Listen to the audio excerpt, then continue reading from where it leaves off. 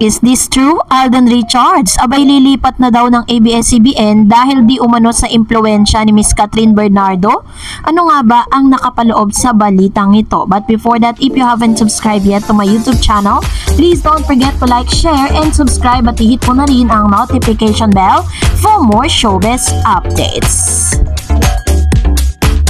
Of course, bago ang lahat, nais ko po muna magpasalamat sa lahat ng mga legit viewers, subscribers, kang lahat ng mga legit na nagmamahal at sumusubaybay sa lahat ng ating mga updates.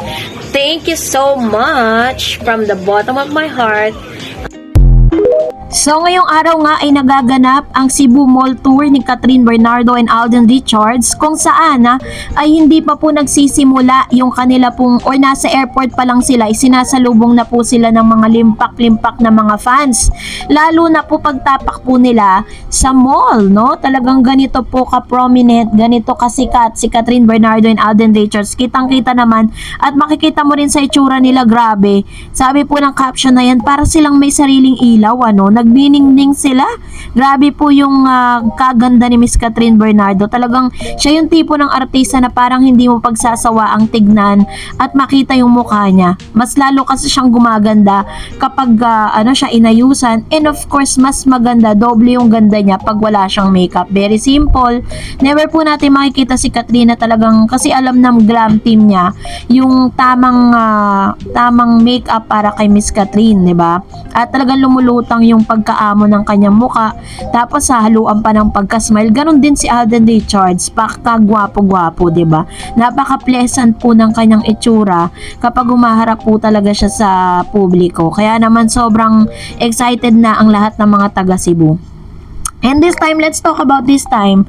Ito pong blind item na to, it was posted by Pep, no? Ilang araw pong nakakaraan nang i-post po nitong Pep ng Philippine Entertainment Portal. Tama ba ako? Na ito po ay meron po silang ang laman ng blind item is meron pong mga big celebrity di umano ang nag-decide na lumipat sa ABS-CBN. At upon checking 2 days ago ay meron pong mga articles na nagkalat na parang ang tinuturo nila or tinutukoy nila doon po sa kanilang blind item ay walang iba kundi si Rian Ramos, Marian Rivera, and Alden Richards. According po sa isang article ng Abante Tonight, sabi dyan, November 7, 2024, hindi lang daw di umano si Rian Ramos ang nababalitang lilipat daw sa kapamilya. Kasi may mga umuugong na balita na pati daw di umano si Alden Richards at Marian Rivera ay magiging ABS-CBN talents na rin daw. Ano kaya ibig sabihin nun? Parang sigurado ang nag-post ng Marian Rivera and Alden Richards moving to ABS-CBN the year-ender news. Ito raw po yung magiging pinakamalaking pasabog na balita sa showbiz, kung saan yung pinakamalalaking artista, yung mga A-lister artists po ng GMA ay decided na daw na lumipat sa ABS-CBN. May mga mananiniwala sa balitang ito, si Marian daw pala ang na-blind item, pero tanong nyo nito, bakit pati si Alden? May mabilis kasi na kinontra ang chikang ito dahil fake news daw ito. Hindi raw mangyayari dahil alam nilang loyal sina Marian at Alden sa Kapuso Network. Pwede pa po si Rian Ramos, kasi si Rian Ramos po, as of now, wala po talagang offer sa kanyang mga proyekto. At ngayon, busy po si Miss Rian sa pagsama sa kanyang boyfriend na si Mr. Sam Bersosa na kumakandidatong mayor ng Maynila. Hindi raw mangyayari ang lahat ng mga ito dahil sinasabing loyal nga si Marian at si Alden Richards sa Kapuso Network. Dagdag pa at dumidepensa kina Alden at Marian kung ang balitang ito ay makapagpapasaya sa nagsimula sa balita, ipagpatuloy niya lang, lalo na kung ang intensyon nito ay mabash ang dalawa. Kasi nga naman 'di ba, parang ang ganda po ng offer, ganda ng mga binibigay kay Marian tsaka kay Mr. Alden Richards. Tapos sa pagkakaalam ko, may exclusive contract si Alden Richards dito po sa GMA, kaya napaka-imposible. Tapos sinasabi pa doon po sa isang fake news na yon, si Miss Catherine daw di umano ang siyang dahilan or nag-influence dito kay Alden Richards na lumipat. No, grabe naman.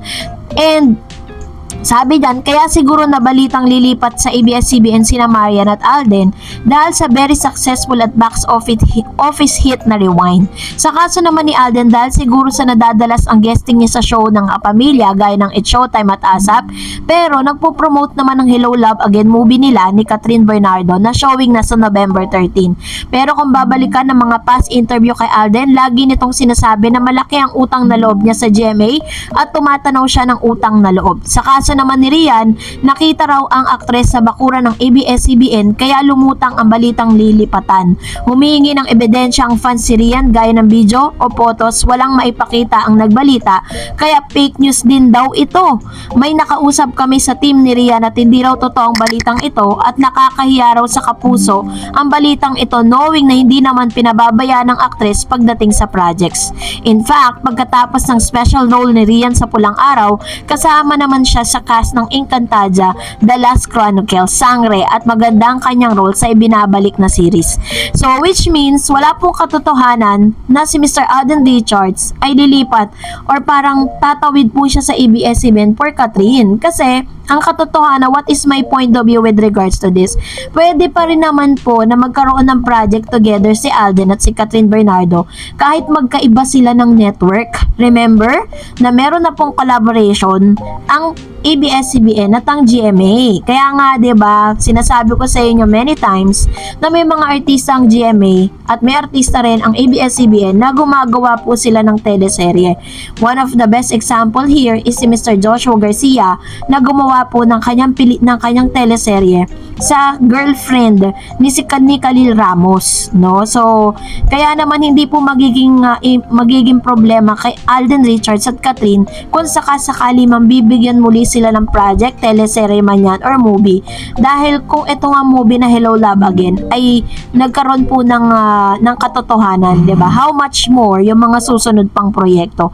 Kaya if ever na kumakalat na balitang yan po ay fake news.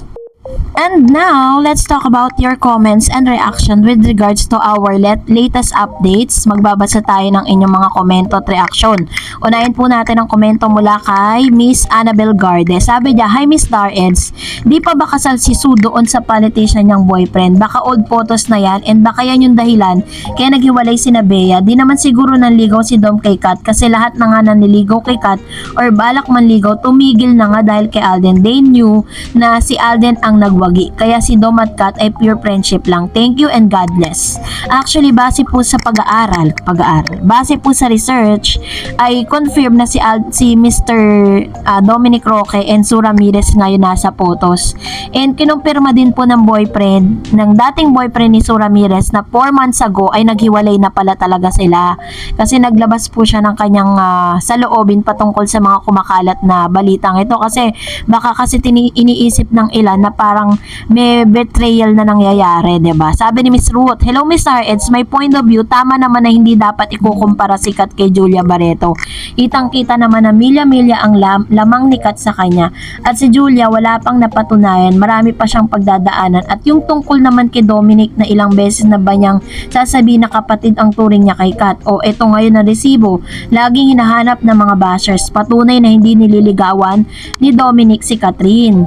Yes, very true. Kaya nga po nilabas ko yan sa inyo kasi para po dun po sa mga sa mga nagsasabi tungkol sa mga bagay-bagay na yan, 'di ba? Patunay na hindi nililigawan ni Dominic Sikat at Dominic Sikat si Sue Ramirez. O ano ngayon mga bashers, tamimi kayo, magsalita kayo, bash pa more. May tiwala kami sa Kat din. What we see in action is no words can say. Thank you very much, Miss Dareds, and God bless always. Ayan, thank you Ma'am Shirut Tanyag. This is the best reason why I give you that information kasi nga 'di ba sa comment section ang dami pong mga bashers ni Kat tsaka ni Alden at talagang tinatambal siya kay Dominic. Sabi ni Lera Conde, "Miss Dareds, Kat din po ako pero hindi si Dom boyfriend po yan ni Sue Ramirez na si Mayor Javi Benitez.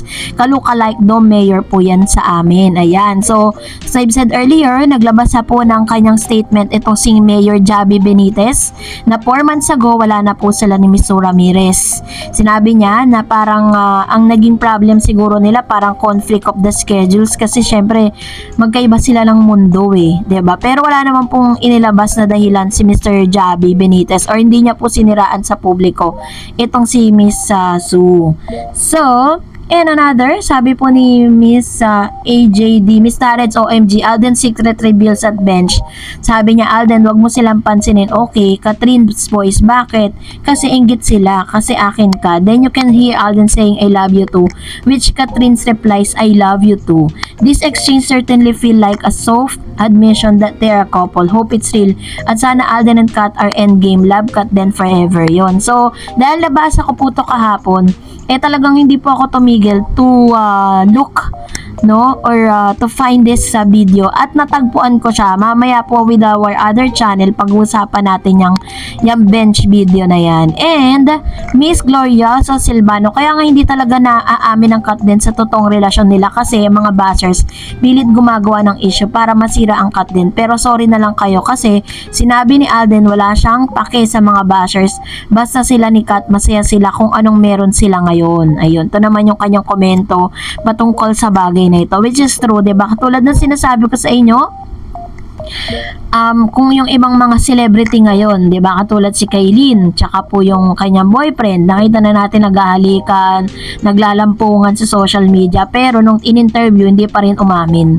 Sabi niya, karapatan niya daw 'yun, 'di ba? Na hindi niya daw kay or wala siyang owe to the public para po isa publiko kung anong meron sila ni Kobe Paras, 'di ba? Ganon din kay Miss Catherine and Alden. Choice po nila 'yun kung hindi sila aamin sa publiko. That's it for today. For more videos and updates, please don't forget to like and subscribe, and please don't forget to follow my Facebook page, Dar Eds TV. Thank you for watching and God bless everyone.